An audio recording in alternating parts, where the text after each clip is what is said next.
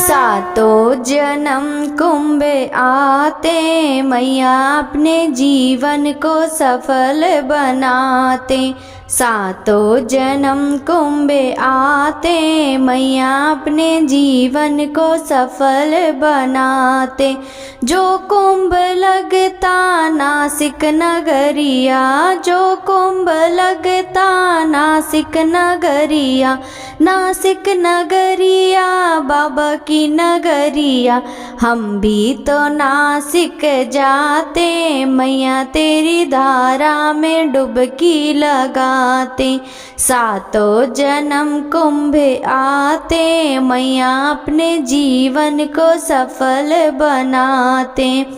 जो कुंभ लगता हरिद्वार नगरिया, जो कुंभ लगता हरिद्वार नगरिया, हरिद्वार नगरिया देवों की नगरिया। हम भी तो हरिद्वार जाते मैया तेरी धारा में डुबकी लगाते। सातों जन्म कुंभ आते मैया अपने जीवन को सफल बनाते। जो कुंभ लगता उज्जैन नगरिया, जो कुंभ लगता उज्जैन नगरिया, उज्जैन नगरिया महाकाल की नगरिया। हम भी तो उज्जैन जाते सिप्रा की धारा में डुबकी लगाते। सातों जन्म कुंभ आते मैया अपने जीवन को सफल बनाते। महाकुंभ लगता जो प्रयागराज नगरी, महाकुंभ लगता जो प्रयागराज नगरी, प्रयागराज नगरी संगम नगरी। हम भी तो प्रयागराज जाते गंगा जी की धारा में डुबकी लगाते। सातों जन्म कुंभ आते मैया अपने जीवन को सफल बनाते। प्रेम से बोलिए गंगा मैया की जय। हरे कृष्णा, राधे राधे। सभी भक्तों को सादर प्रणाम। आप सभी भक्तों का दिन शुभ एवं मंगलमय हो। भगवान विष्णु और भगवान भोलेनाथ की कृपा सदा सर्वदा आप सभी के जीवन पर बनी रहे। आप सभी को माघ मास की पूर्णिमा की हार्दिक शुभकामनाएं। आज की इस वीडियो में आप सुनेंगे माघ पूर्णिमा की व्रत कथा। माघ माह में आने वाली पूर्णिमा को माघ पूर्णिमा कहा जाता है। यह सभी पूर्णिमाओं में से सबसे खास मानी जाती है। इस दिन स्नान दान और पूजा पाठ का बहुत महत्व है। माघ पूर्णिमा के दिन कुछ खास काम करने से भगवान विष्णु के साथ ही माँ लक्ष्मी का आशीर्वाद भी प्राप्त होता है। हिंदू धर्म में माघ पूर्णिमा का बहुत ही महत्व है। धार्मिक मान्यताओं के अनुसार माघ पूर्णिमा के दिन किए गए स्नान, पूजा पाठ और दान पुण्य का विशेष फल प्राप्त होता है। शास्त्रों में वैसे तो सभी पूर्णिमाओं का महत्व बताया गया है, लेकिन माघ मास की पूर्णिमा बहुत ज्यादा फलदायी मानी गई है। कहा जाता है कि इस दिन स्वर्ग से समस्त देवी देवता पृथ्वी पर आते हैं और गंगा में स्नान करते हैं। इसलिए इस दिन गंगा या किसी भी पवित्र नदी में स्नान करने का विधान है। इस साल माघ पूर्णिमा 12 फरवरी 2025 के दिन मनाई जा रही है। कहते हैं माघ पूर्णिमा के दिन कथा सुनना भी शुभ माना जाता है। भक्तों, माघ पूर्णिमा की पौराणिक कथा के अनुसार द्वापर युग में एक बार यशोदा जी ने कृष्ण से कहा, हे कृष्ण, तुम सारे संसार के रचयिता तथा पालनहार हो। आज कोई ऐसा उपाय मुझसे कहो जिसके करने से स्त्रियों को सौभाग्य की प्राप्ति हो तथा उनकी सभी मनोकामनाएं पूर्ण हो। श्री कृष्ण कहने लगे, हे माता, मैं आपको एक उपाय विस्तार से बताता हूँ। सौभाग्य की प्राप्ति के लिए स्त्रियों को 32 पूर्णमासियों का व्रत करना चाहिए। श्री कृष्ण जी कहने लगे, इस धरती पर एक राजा चंद्रहास की अनेक प्रकार के रत्नों से परिपूर्ण कातिका नाम की नगरी थी। वहाँ पर धनेश्वर नाम का एक ब्राह्मण था और उसकी स्त्री अति सुशील एवं रूपवती थी। दोनों ही उस नगरी में बड़े प्रेम के साथ रहते थे। घर में धन धान आदि की कमी नहीं थी। उनको केवल एक दुख था कि उनके कोई संतान नहीं थी। इस कारण वे अत्यंत दुखी रहते थे। एक समय एक तपस्वी उस नगर में आया। वह तपस्वी उस ब्राह्मण के घर को छोड़कर अन्य घरों से भिक्षा लेकर भोजन किया करता था। एक दिन हमेशा की तरह तपस्वी भिक्षान को प्रेम पूर्वक खा रहा था कि धनेश्वर ने योगी का यह सब कार्य देख लिया। धनेश्वर योगी से बोला, महात्मन, आप सब घरों से भिक्षा लेते हैं परंतु मेरे घर की भिक्षा कभी नहीं लेते, इसका क्या कारण है? योगी ने कहा कि निसंतान के घर की भीख पतितों के अन्न के तुल्य नहीं होती और जो पतितों का अन्न खाता है वह भी पतित हो जाता है। चूंकि तुम निसंतान हो अतः पतित हो जाने के भय से मैं तुम्हारे घर की भिक्षा नहीं लेता हूँ। धनेश्वर यह बात सुनकर अपने मन में बहुत दुखी हुआ और हाथ जोड़कर योगी के पैरों पर गिर पड़ा तथा कहने लगा, हे महाराज, यदि ऐसा है तो आप मुझको पुत्र प्राप्ति का उपाय बताइए। आप सर्वज्ञ हैं, मुझ पर कृपा अवश्य ही कीजिए। मैं पुत्र ना होने के कारण अत्यंत दुखी हूँ। आप मेरे इस दुख का हरण करें। आप सामर्थ्यवान हैं। यह सुनकर योगी कहने लगे, हे ब्राह्मण, तुम चंडी की आराधना करो। घर आकर उसने अपने स्त्री से सब वृतांत कहा और स्वयं तप के निमित्त वन में चला गया। वन में जाकर उसने चंडी की उपासना की और उपवास भी किया। चंडी ने 16वें दिन उसको स्वप्न में दर्शन दिया और कहा, हे धनेश्वर, जा, तेरे पुत्र होगा, परंतु वह 16 वर्ष की आयु में ही मृत्यु को प्राप्त हो जाएगा। यदि तुम दोनों स्त्री पुरुष 32 पूर्णमासियों का व्रत विधि पूर्वक करोगे तो वह दीर्घायु होगा। प्रातः काल होने पर इस स्थान के समीप ही तुम्हें एक आम का वृक्ष दिखाई देगा। उस पर चढ़कर एक फल तोड़कर शीघ्र अपने घर ले जाना, अपनी स्त्री को खिलाना। ऋतु स्नान के पश्चात वह स्वच्छ होकर श्री शंकर जी का ध्यान करके उस फल को खा लेगी। तब शंकर भगवान की कृपा से उसको गर्भ हो जाएगा। जब वह ब्राह्मण प्रातः काल उठा तो उसने उस स्थान के पास ही एक आम का वृक्ष देखा जिस पर एक अत्यंत सुंदर आम का फल लगा हुआ था। धनेश्वर वृक्ष पर चढ़ गया और उसने एक अति सुंदर आम का फल देखा। ब्राह्मण ने जल्दी से उस फल को तोड़कर अपनी स्त्री को लाकर दिया और उसकी स्त्री ने अपने पति के कथनानुसार उस फल को खा लिया और वह गर्भवती हो गई। देवी जी की असीम कृपा से उसे एक अत्यंत सुंदर पुत्र उत्पन्न हुआ जिसका नाम उन्होंने देवी दास रखा। माता पिता के हर्ष के साथ वह बालक बढ़ने लगा। भवानी की कृपा से वह बालक बहुत ही सुंदर, सुशील और पढ़ने में बहुत ही निपुण हो गया। दुर्गा जी की आज्ञा अनुसार उसकी माता ने 32 पूर्णमासी का व्रत रखना प्रारंभ किया था जिससे उसका पुत्र बड़ी आयु वाला हो जाए। 16वां वर्ष लगते ही देवी दास के माता पिता को चिंता हुई कि कहीं उनके पुत्र की इस वर्ष मृत्यु ना हो जाए। इसलिए उन्होंने अपने मन में विचार किया कि यदि यह दुर्घटना उनके सामने हो गई तो वे कैसे सहन कर सकेंगे।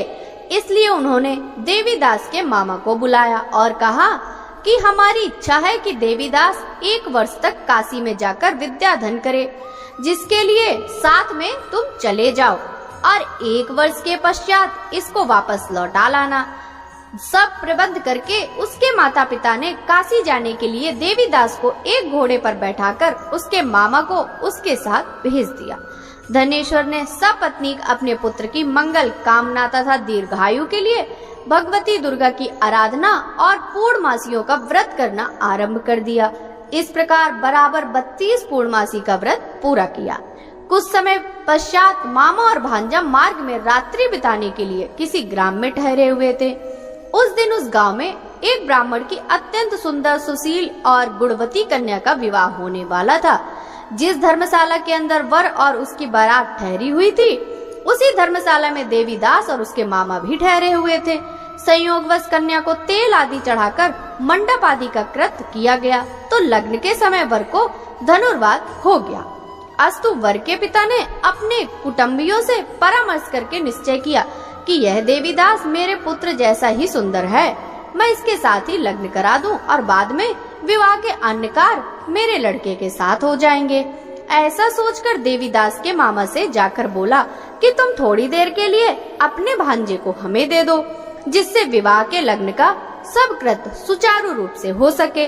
तब उसका मामा कहने लगा, जो कुछ भी मधु पर्क आदि कन्यादान के समय वर को मिले वह सब हमें दिया जाए। तो मेरा भांजा इस बारात का दूल्हा बन जाएगा। यह बात वर के पिता ने स्वीकार कर लेने पर उसे अपना भांजा वर बनने को भेज दिया और उसके साथ सब विवाह कार्य रात्रि में विधि पूर्वक संपन्न हो गया। पत्नी के साथ वह भोजन न कर सका और अपने मन में सोचने लगा कि ना जाने ये कैसी स्त्री होगी। वह एकांत में इसी सोच में पड़ गया तथा उसकी आंखों में आंसू भी आ गए। तब वधू ने पूछा कि क्या बात है, आप इतने दुखी क्यों हो रहे हैं? तब उसने सब बातें जो वर के पिता व उसके मामा में हुई थी उसको बतला दी। तब कन्या कहने लगी कि यह ब्रह्म विवाह के विपरीत कैसे हो सकता है। देव, ब्राह्मण और अग्नि के सामने ही मैंने आपको ही अपना पति बनाया है, इसलिए आप ही मेरे पति हैं। मैं आपकी ही पत्नी रहूंगी, किसी अन्य की कदापि नहीं। तब देवी दास ने कहा, ऐसा मत करिए, क्योंकि मेरी आयु बहुत ही थोड़ी है। मेरे पश्चात आपकी क्या गति होगी, इन बातों को अच्छी तरह विचार कर लो। परंतु वह दृढ़ विचार वाली थी, बोली कि जो आपकी गति होगी वही मेरी गति होगी। हे स्वामी, आप उठिए और भोजन करिए, आप निश्चय ही भूखे होंगे। इसके बाद देवीदास और उसकी पत्नी दोनों ने भोजन किया तथा शेष रात्रि वे सोते रहे। प्रातः काल देवीदास ने अपनी पत्नी को 3 नंगों से जड़ी हुई एक अंगूठी दी और एक रुमाल दिया और बोला, हे प्रिय, इसे लो और संकेत समझकर स्थिर चित्त हो जाओ। यदि मैं जीवित रहा तो अवश्य वापस आऊंगा, अन्यथा समझ लेना मेरी मृत्यु हो गई। यह समझाकर वह चला गया। प्रातः काल होते ही वहाँ पर गाजे बाजे बजने लगे और जिस समय विवाह के कार्य समाप्त करने के लिए वर तथा सब बाराती मंडप में आए तो कन्या ने वर को भली प्रकार से देखकर अपने पिता से कहा कि यह मेरा पति नहीं है, मेरा पति वही है जिसके साथ रात्रि में मेरा पाणी ग्रहण हुआ था। इसके साथ मेरा विवाह नहीं हुआ। यदि यह वही है तो बताए कि मैंने इसको क्या दिया। मधुपर्क और कन्यादान के समय जो मैंने भूषण आदि दिए थे उन्हें दिखाए और रात में मैंने क्या गुप्त बातें कही थी वह सब सुनाए। पिता ने उसके कथनानुसार वर को बुलवाया। कन्या की यह सब बातें सुनकर वह कहने लगा कि मैं कुछ नहीं जानता। इसके पश्चात लज्जित होकर वह चला गया और सारी बारात भी अपमानित होकर वहाँ से लौट गई। इस प्रकार देवीदास काशी चला गया। जब कुछ समय बीत गया तो काल से प्रेरित होकर एक सर्प रात्रि के समय उसके डसने के लिए वहाँ आया, परंतु व्रत के प्रभाव से उसको न काट पाया, क्योंकि पहले ही उसकी माता ने 32 पूर्णिमा का व्रत रखा था। इसके बाद मध्याह्न के समय स्वयं काल वहाँ पर आया और उसके शरीर से उसके प्राणों को निकालने का प्रयत्न करने लगा, जिससे वह मूर्छित होकर पृथ्वी पर गिर पड़ा। भगवान जी की कृपा से उसी समय पार्वती जी के साथ श्री शंकर जी वहाँ पर आ गए। उसको मूर्छित दशा में देखकर पार्वती जी ने भगवान शंकर से प्रार्थना की, हे महाराज, इस बालक की माता ने पहले 32 पूर्णिमा का व्रत पूर्ण कर लिया था, जिसके प्रभाव से इसका मृत्यु दोष कट गया। भवानी के कहने पर भक्त वत्सल भगवान शिव जी ने उसको प्राण दान दिया। इस व्रत के प्रभाव से काल को भी पीछे हटना पड़ा और देवीदास स्वस्थ होकर बैठ गया। उधर उसकी स्त्री उसकी प्रतीक्षा किया करती थी। जब 16वां वर्ष बीत गया तो देवीदास भी अपने मामा के साथ काशी से चल दिया। इधर उसके ससुर उसको ढूंढने के लिए अपने घर जाने वाले ही थे कि वह दोनों मामा भांजा वहाँ पर आ गए। उसको आया देखकर उसका ससुर बड़ी प्रसन्नता के साथ अपने घर में ले आया तथा बाद में खूब धन के साथ अपनी पुत्री को उसके साथ विदा किया। श्री कृष्ण जी कहने लगे, इस प्रकार धनेश्वर 32 पूर्णिमाओं के व्रत के प्रभाव से पुत्रवान हो गया। जो भी स्त्रियां इस व्रत को करती हैं, वे जन्म जन्मांतर से वैधव्य का दुख नहीं भोगती और सदैव सौभाग्यवती रहती हैं। यह मेरा वचन है, इसमें कोई संदेह नहीं है। यह व्रत पुत्र पौत्रों को देने वाला तथा संपूर्ण मनोकामनाओं को पूर्ण करने वाला है। 32 पूर्णिमाओं के व्रत करने से व्रती की सब इच्छाएं भगवान शिव जी की कृपा से पूर्ण हो जाती हैं। बोलिए उमा सहित शिव शंकर भगवान की जय। बोलिए कृष्ण भगवान की जय। माघ पूर्णिमा की एक अन्य कथा के अनुसार नर्मदा नदी के तट पर शुभव्रत नामक विद्वान ब्राह्मण रहता था, लेकिन वह काफी लालची था। उसका लक्ष्य किसी भी तरह धन कमाना था और ऐसा करते करते ये समय से पूर्व ही वृद्ध दिखने लगा और कई बीमारियों की चपेट में आ गया। इस बीच उसके मन में आया कि उन्होंने पूरा जीवन तो धन कमाने में बिता दिया अब जीवन का उद्धार कैसे होगा। इसी क्रम में उन्हें माघ माह में स्नान का महत्व बताने वाला एक श्लोक याद आया। इसके बाद स्नान का संकल्प लेकर ब्राह्मण नर्मदा नदी में स्नान करने लगे। करीब 9 दिनों तक स्नान करने के बाद उनकी तबीयत और भी ज्यादा खराब हो गई और इसी दौरान मृत्यु का समय भी आ गया। वे सोच रहे थे कि जीवन में कोई सत्य कार्य न करने के कारण उन्हें नरक जाना पड़ेगा, लेकिन माघ मास में स्नान के कारण उन्हें मोक्ष की प्राप्ति हुई। पौराणिक मान्यता है कि जो व्यक्ति श्रद्धा पूर्वक पूर्णिमा का व्रत रखता है और कथा सुनता है, उन्हें संतान का सुख मिलता है और सारी मनोकामनाएं पूर्ण होती हैं। प्रेम से बोलिए श्री हरि विष्णु भगवान की जय, भगवान उमा महेश्वर की जय। अब सुनिए कृष्णदास जी और 2 वेश्याओं की कहानी। कृष्णदास जी श्रीनाथ जी की समस्त सेवा विधान के अधिकारी पद पर थे। तब श्रीनाथ जी गिरिराज गोवर्धन जी में विराजमान थे। श्रीनाथ जी वहीं प्रकट हुए थे। कृष्णदास जी ठाकुर जी के लिए विविध प्रकार की सेवा सामग्री खरीदने के लिए अपने सेवकों के साथ आगरा जाते थे। एक दिन जब वह आगरा गए तो सैकड़ों लोग घेरा करके खड़े थे और किसी को देख रहे थे। उन्होंने देखा कि एक वेश्या गायन कर नृत्य करके लोगों को रिझाकर उनसे पैसे ले रही थी। कृष्णदास जी वृद्ध थे और वो भगवान के नित्य सखा थे। वे बहुत उच्च कोटि के महापुरुष थे। उन्होंने वेश्या के हाव भाव को परखा और ठाकुर जी की सेवा के पैसों में से 10-10 रुपए निकालकर कई बार वेश्या को दे दिए। वेश्या ने सोचा कि यह संत तो बड़े रिजवार लगते हैं। कृष्णदास जी ने कहा कि मैं तुम्हें 1000 मुद्राएं दूंगा, तुम मेरी पूरी मंडली के साथ चलो।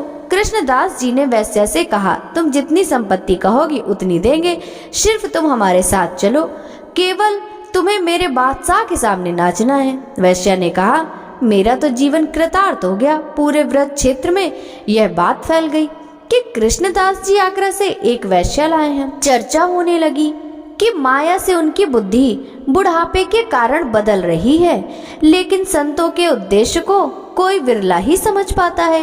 कृष्णदास जी ने उस वैश्या के लिए अपनी कुटिया के बगल में एक झोपड़ी बनवाई। वैश्या को ब्रज के समस्त महान कुंडों का स्नान करवाया। फिर उसे प्रेम रस रीति के सुंदर पद गाना और वाद्य बजाना सिखाया गया। एक दिन उन्होंने वैश्या से कहा, चलो आज अपने बादशाह के सामने ले जाते हैं।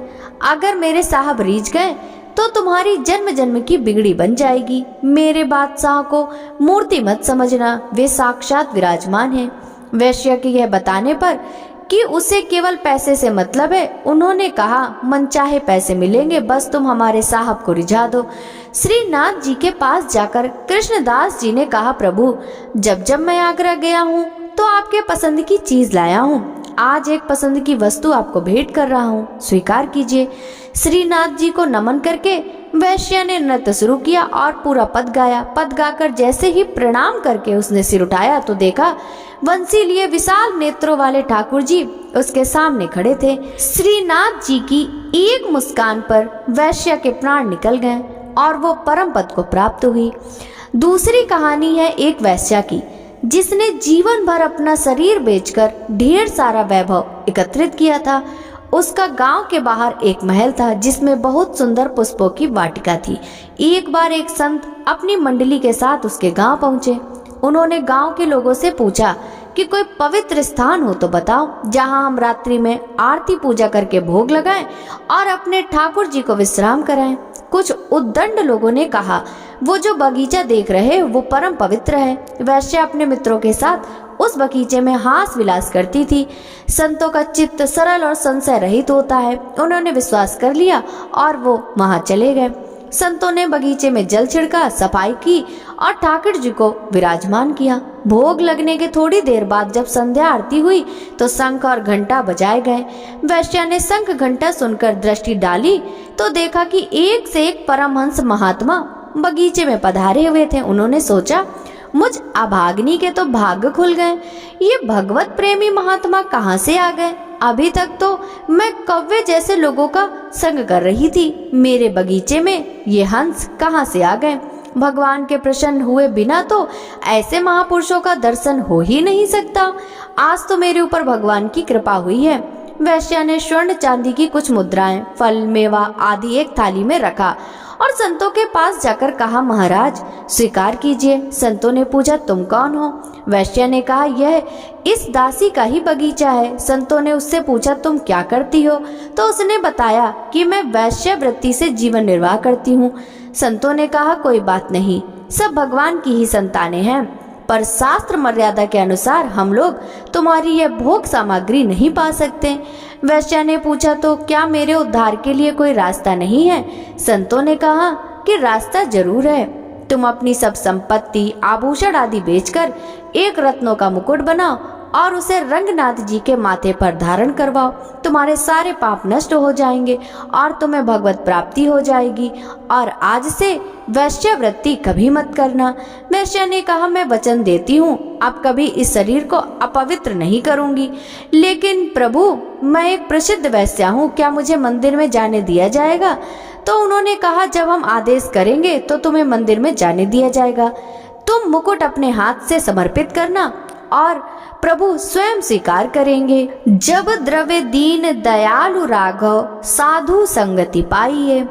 हर कोई आश्चर्यचकित था और समझ नहीं पा रहा था कि गलत आचरण करने वाली अपने हाथों से कैसे भगवान के मस्तक पर मुकुट धारण करवाएगी। वैश्या ने अपने सब आभूषण और वैभव बेचकर मुकुट तैयार किया। वैश्या मुकुट पहनाने के लिए आगे बढ़ी, किंतु बीच में ही रुक गई और संतों से कहा, मेरे पाप मेरा पीछा नहीं छोड़ रहे, मैं मासिक धर्म से पीड़ित हो गई हूँ। रजस्वला स्त्री को भगवान के श्री विग्रह को स्पर्श करना निषेध है, क्योंकि उस समय वो अपवित्र स्थिति में होती है। संतों ने उन्हें फिर भी जाने की आज्ञा दी।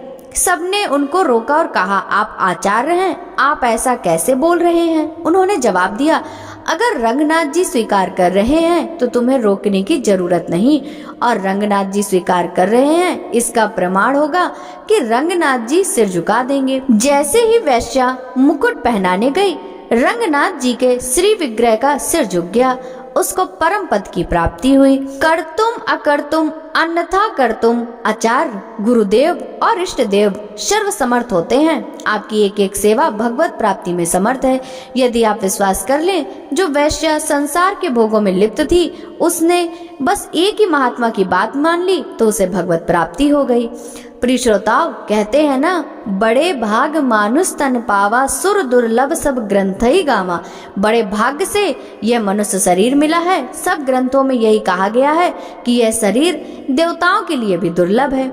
यह मनुष्य देह देवताओं के लिए भी दुर्लभ है। देवताओं के पास ऐसे वैभव हैं जिसे देखकर हम मूर्छित हो जाएंगे। आप इसी जन्म में दिव्य भगवानंद प्राप्त कर सकते हैं, जो देवता नहीं प्राप्त कर सकते। यह दुर्भाग्य है कि हम अभी तक भोगों में ही फंसे हुए हैं। इनसे आज हम तृप्त नहीं हुए हैं। हमें आज तक भोगों से घृणा नहीं हुई है। अब शास्त्र, धाम, नाम और प्रभु की कृपा की महिमा पर विश्वास कर लें कि हमें अपनी साधना से ही नहीं बल्कि कृपा से प्रभु की प्राप्ति होगी। लोहा स्वयं कभी सोना नहीं बन सकता, ये तो पारस मणि का चमत्कार है। उसी तरह हम भी कभी प्रभु को प्राप्त नहीं कर सकते। ये तो गुरु, आचार्य और इष्ट देव की कृपा है जो हमें प्रभु से मिलने का पात्र बना देती है। प्रेम से बोलिए श्री हरि विष्णु भगवान की जय। अब सुनिए भक्त चंद्रहास जी की कहानी। केरल प्रदेश में सुधार्मिक नाम के राजा थे। धर्म पूर्वक चलना, प्रजा का पालन करना और भगवान के नाम का जप करना ही उनका स्वभाव था।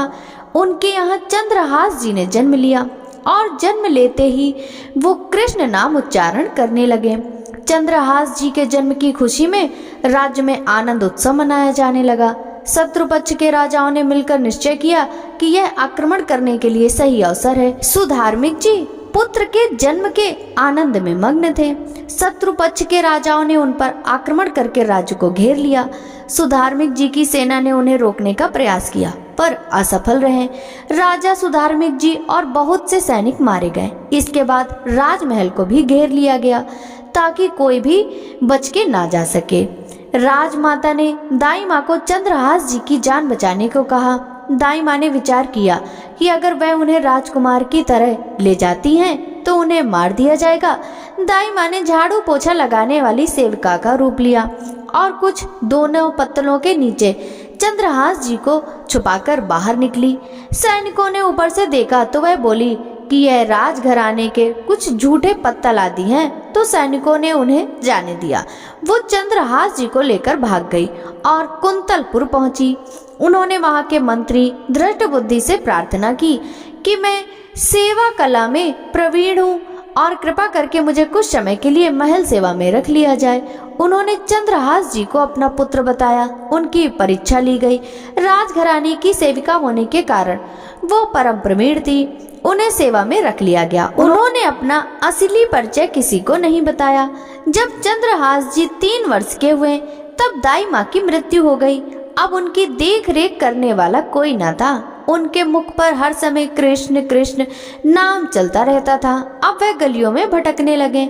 उनको महल से निकाल दिया गया क्योंकि दाई माँ की सेवा के कारण ही उन्हें महल में रखा गया था। 3 वर्ष के बालक चंद्रहास जी को गलियों में घूमता देख कोई उन्हें स्नान करा देता, कोई वस्त्र पहना देता और कोई भोजन करा देता। चंद्रहास जी हर समय कृष्ण कृष्ण नाम जपते रहते हैं। श्रीदेव ऋषि नारद जी ने देखा कि यह बालक कृष्ण कृष्ण बोलता रहता है और इसका हरि के अलावा कोई नहीं है। नारद जी ने उन्हें बुलाया और दुलार करते हुए बोले, सुनो, मैं तुम्हें एक अमोघ वस्तु दे देता हूँ। नारद जी उनके लिए एक छोटी सी शालिग्राम शिला लाए थे। नारद जी बोले, दो के पी लेना और दिखा के खा लेना, यही तुम्हारी सेवा पद्धति है। इनको स्नान करा देना और जो तुम्हें मिले इनको अर्पित करके खा लेना। चंद्रहास जी ने सोचा कि शालिग्राम शिला को धोने, स्नान कराने और भोग लगाने के लिए तो कोई पात्र चाहिए होगा। उन्होंने पान की तरह शालिग्राम को अपने मुंह में ही रख लिया। उन्होंने सोचा कि यही धुल गए तो चरणामृत पी लिया जाएगा और कुछ खाएंगे तो अर्पित हो जाएगा। नारद जी ने साथ ही उन्हें भगवान के मंत्र का भी उपदेश किया। मंत्री धृष्टबुद्धि, जिसने चंद्रहास जी की दाई माँ को आश्रय दिलाया था, उनके एक पुत्र थे मदन जी, जो बहुत ही भगवत भाव वाले थे। उनकी एक पुत्री भी थी जिसका नाम था विषया। मदन जी का भक्तों को भोजन खिलाने का स्वभाव था। उन्होंने कई भक्तों और ब्राह्मण जनों को भोजन के लिए बुलाया। तब चंद्रहास जी भी खेलते खेलते वहीं चले गए और वहां प्रसाद खाने लगे। उन बड़े बड़े ब्राह्मणों में से एक ज्योतिषाचार्य भी थे। धृष्टबुद्धि जी ने अपनी पुत्री विषया को सामने ले जाकर उनसे कहा, आप इसका हाथ देखकर बताइए कि इसका वर कैसा होगा, उसका कैसा ऐश्वर्य होगा। ब्राह्मण ने आसपास दृष्टि डाली और चंद्रहास जी की ओर इशारा करके बोले, वो है इसका वर। धृष्टबुद्धि जी ने कहा, आपने शायद सही से रेखा नहीं देखी, ये तो दासी का लड़का है, ये हमारी पुत्री का वर कैसे बनेगा। ब्राह्मण बोले कि मैंने तो सही सही ही भाग्य देखा है और दक्षिणा लेकर चले गए। धृष्टबुद्धि ने विचार किया कि ये दरिद्र लड़का मेरी पुत्री का वर नहीं बनना चाहिए। मैं इतने बड़े राज्य का महामंत्री हूँ और मेरी पुत्री का ऐसा दुर्भाग्य नहीं होना चाहिए। उन्होंने निश्चय किया कि इसे आज ही मरवा डालते हैं। उन्होंने तुरंत जल्लादों को बुलाया और कहा, इस बालक को ले जाओ और जंगल में इसे मार के इसका कोई अंग मुझे काट के दिखाओ। चंद्रहास जी इतने सुंदर, सुशील और प्यारे लगते थे कि कोई भी उनको मारने के लिए तैयार ना होता। इसीलिए उसने शर्त रखी कि इनका कोई अंग काटकर मुझे प्रमाण में दिखाया जाए। जल्लादों ने चंद्रहास जी का हाथ पकड़ा तो उनका स्पर्श करते ही उनको ऐसा दुलार आने लगा जैसे माँ को अपने बच्चे से दुलार होता है। वे आपस में कहने लगे, भाई जीवन हो गया लोगों को मारते हुए, कभी कोई पुण्य का काम नहीं किया। यह इतना सुंदर बालक जो हमारे चित्त को चुरा रहा है, इस धृष्टबुद्धि मंत्री ने इसे मारने का आदेश क्यों दिया। इस जन्म में न जाने कितनों को हमने काटा है, पर पता नहीं क्या हो रहा है। मेरे हृदय में ऐसी हिम्मत नहीं हो रही कि मैं इस बालक को मार सकूं। दूसरों ने कहा, अगर तुम उसको नहीं मारोगे तो तुम मारे जाओगे, कुछ तो करना पड़ेगा। जल्लाद चंद्रहास जी को एकांत जंगल में ले गए और कहा कि क्या तुम जानते हो कि हम तुम्हें यहाँ किस लिए लाए हैं। चंद्रहास जी की 5 वर्ष की आयु थी। वो बोले, मुझे पता नहीं आप मुझे यहाँ क्यों लाए हैं। उन्होंने उत्तर दिया, हम जल्लाद हैं, धृष्टबुद्धि ने तुम्हें मारने का हुक्म दिया है, इसलिए हमें तुम्हें मारना तो पड़ेगा ही। तुम्हें कुछ भी पसंद हो तो तुम कहो, हम तुम्हारे लिए ला देंगे। जो तुम्हें चाहिए बोलो, पर हमारी इच्छा ना होते हुए भी हमें तुम्हें मारना पड़ेगा। चंद्रहास जी बोले, मुझे तो कुछ नहीं चाहिए, बस थोड़ा समय चाहिए, मुझे मृत्यु का भय नहीं। यदि आप मारना ही चाहते हैं तो मेरी नित्य एक ही पूजा है, वो मैं कर लूं, उसके बाद आप मुझे मार देना। उन्होंने कहा, हाँ, हम तुम्हें समय देते हैं, तुम किसी को पुकार भी सकते हो, जो तुम करना चाहो कर सकते हो। चंद्रहास जी ने कहा, मैं तो अनाथ हूँ, श्री कृष्ण के अलावा मेरा कोई नहीं, मैं किसको पुकारूं? मेरा आश्रय तो एकमात्र वही प्रभु हैं। ये कहते हुए चंद्रहास जी ने अश्रु बहाते हुए शालिग्राम जी को अपने मुख से निकाला और बोले, प्रभु, मुझे तो कोई ज्ञान नहीं कि आपकी सेवा कैसे की जाती है, मैं तो अपने मुख में आपको रखता हूँ। अब मेरे जीवन का अंत होने जा रहा है, बस मैं यही प्रार्थना करता हूँ कि मैं आपके ही समीप पहुंचकर आपका ही स्मरण करूं, आपसे कभी विलग ना हो पाऊं। इतना कहकर चंद्रहास जी ने जल्लादों की तरफ देखा और इशारा किया कि अब मुझे मार दो। एक जल्लाद उनका भाव देखकर बैठ गया और दूसरे से बोला, भाई, भले तुम ये दृष्ट बुद्धि मुझे मार दो, लेकिन मैं इस बालक को मार नहीं पाऊंगा, मेरी हिम्मत नहीं। दूसरे जल्लाद ने भी सहमति देते हुए कहा, इस बालक में कुछ तो विशेषता है, इसके पैरों में देखो, बाएं पैर में एक छठी उंगली है, हम इसे काट के ले जाते हैं और इससे प्रमाण भी सत्य हो जाएगा कि हमने इसे मार दिया। इसके बाद कौन ही इस बालक को ढूंढेगा, यूं ही जंगल में इसे छोड़ देते हैं। जल्लादों ने ऐसा ही किया और जाकर दृष्ट बुद्धि को उंगली दिखा दी कि बालक का वध करके आए हैं। जंगल में चंद्रहास जी की जो उंगली काटी गई थी उससे रक्त प्रवाह हो रहा था। हे कृष्ण, हे जगन्नाथ, हे वासुदेव, हे जनार्दन, ऐसे नाम उच्चारण करते हुए चंद्रहास जी मूर्छित होने लगे। मृग, शावक और सब पंक्षी आदि ने आकर चंद्रहास जी को घेर लिया और वे बीच में कृष्ण, गोविंद, दामोदर, माधव ऐसे उच्चारण करते रहे। कुंतलपुर के ही अधीन एक चंदनपुर नाम की एक राजनगरी थी। वहां के राजा को पुत्र प्राप्त नहीं हो रहा था। चंदनपुर के राजा कुंतलपुर को कर दिया करते थे। वह कर देने कुंतलपुर जा रहे थे। उन्होंने जब जंगल में बहुत से मृग और पंछियों को एक जगह को घेरे हुए देखा तो वे रुक गए।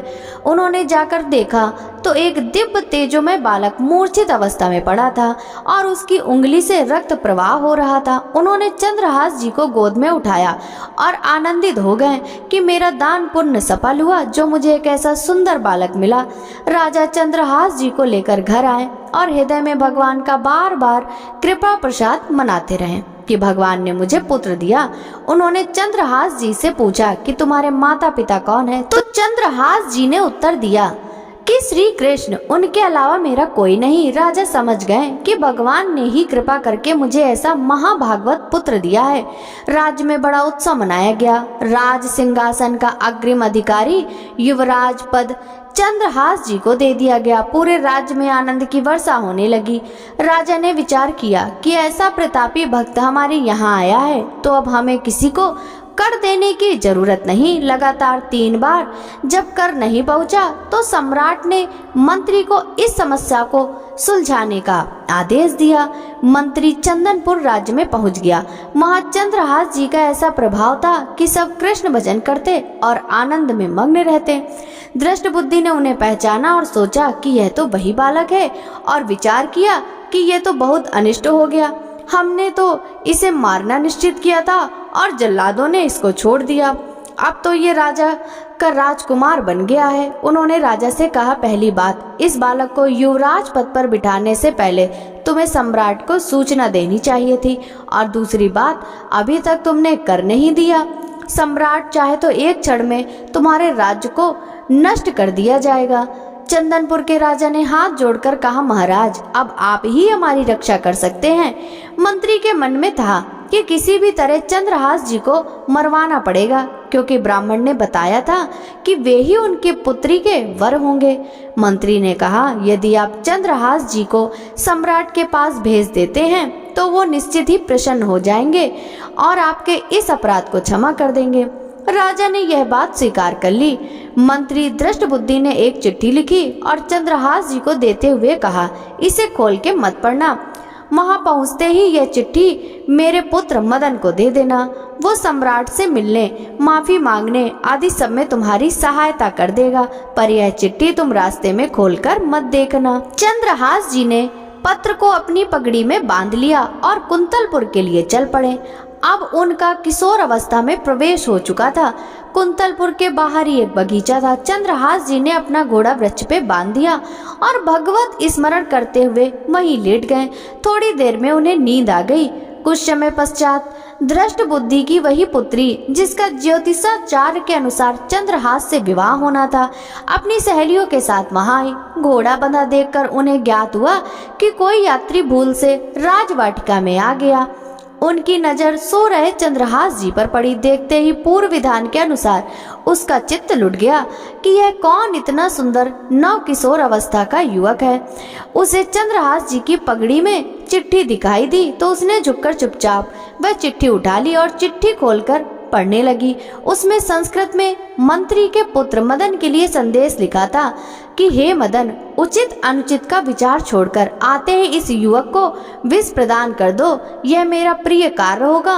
मंत्री की पुत्री को बड़ा दुख हुआ कि पहली ही दृष्टि में इन्हें सोता हुआ देखकर मेरे प्राण समर्पित हो गए, लेकिन पिताजी तो इतने सुंदर नव किशोर को ही विष देने की बात लिख रहे हैं। उन्होंने काजल लिया और विष को विषया कर दिया। अब उस पत्र का अर्थ बदल गया कि हे मदन, उचित अनुचित का विचार छोड़कर आते ही से विषया प्रदान कर दो, यह मेरा प्रिय कार्य होगा। उसने पत्र वहीं उनकी पगड़ी में वापस रख दिया और अपने घर जाकर उनकी प्रतीक्षा करने लगी। चंद्रहास जी उठे और मंत्री के घर पहुंचकर मदन से मिले। मदन को जब पता लगा कि चंदनपुर से पिताजी ने इनको भेजा है और ये वहाँ के राजकुमार हैं, तो चंद्रहास जी को हृदय से लगा लिया। चंद्रहास जी ने कहा, आपके पिता ने यह पत्र दिया है। मदन ने पत्र पढ़ा, अभी ही इस युवक को विषया प्रदान कर दो। तुरंत बिना विचार किए मदन ने पंडित बुलाकर दोनों का विवाह कर दिया। अब मंत्री अपने घर आए तो सब साज सजावट और विवाह का माहौल देखकर हैरान हो गए। किसी ने उन्हें बताया कि आपने ही तो इस विवाह का आदेश दिया था। मदन के पास चिट्ठी रखी है।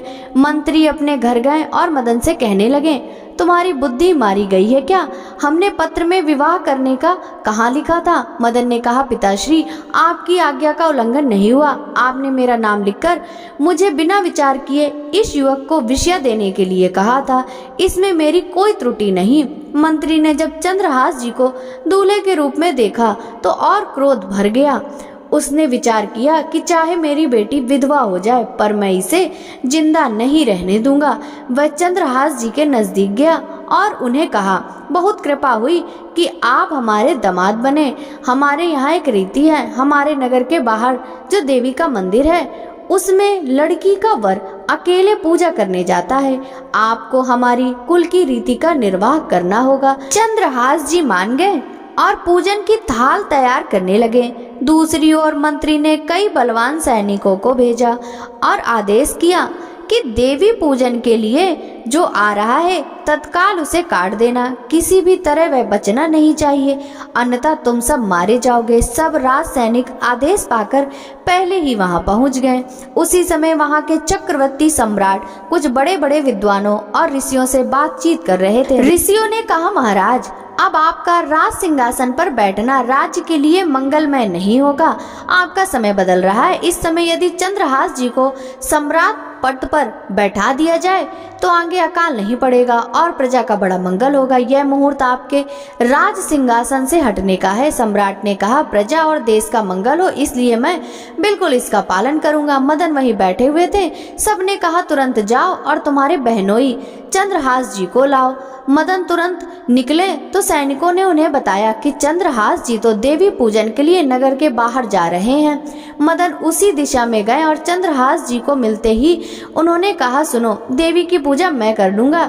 इसी समय मुहूर्त है, जाओ, सम्राट पद का अभिषेक कराने के लिए आपको बुलाया गया है। इतना कहकर मदन जी देवी पूजा के लिए और चंद्रहास जी सम्राट पद के लिए अलग अलग दिशा में चले गए। इधर चंद्रहास जी का राज्याभिषेक होने लगा। वहां देवी मंदिर में धृष्ट बुद्धि के पुत्र मदन पूजा करने के लिए पहुंचे तो पहले से तैयार सैनिकों ने उन्हें काट कर फेंक दिया। मंत्री का सारा खेल उल्टा हो गया। पुत्र की हत्या हो गई और चंद्रहास जी का सम्राट पद पर अभिषेक हो गया। सैनिकों ने आकर मंत्री को सूचना दी कि देवी मंदिर में आपके आदेश अनुसार जो मारा गया वो आपका पुत्र मदन था। दृष्ट बुद्धि ने कहा, यह कैसे संभव है, वो तो चंद्रहास था। सैनिक बोले, उनका तो सम्राट पद पर अभिषेक हो गया। अब दृष्ट बुद्धि छाती पीट पीट कर खूब रोने लगा, बार बार चिल्लाने लगा, हाय मैं कितना अभागी हूँ जो मैंने अपने पुत्र को ही मरवा दिया। चंद्रहास जी ने जब इसके बारे में सुना तो सोचा कि मृत्यु तो मेरी निश्चित थी, फिर मदन को मेरी मृत्यु कैसे प्राप्त हुई। वे तुरंत गए और मदन के शव को सामने रख उन्होंने भगवान का ध्यान स्मरण करते हुए मदन के शव पर हाथ फेरा तो वे जीवित हो गए। यह घटना दृष्ट बुद्धि को पता नहीं थी। तब तक उन्होंने अपनी खोपड़ी फोड़ फोड़ कर अपनी हत्या कर ली। चंद्रहास जी ने उन्हें भी उनका जीवन वापस दिलाया और कहा, पिताजी अब तो कृष्ण कृष्ण जपो। अब उनकी बुद्धि शुद्ध हुई और भगवान का आश्रय लेकर उन्होंने भी अपने जीवन को भगवत भक्ति में लगाया। प्रेम से बोलिए भगवान कृष्ण की जय।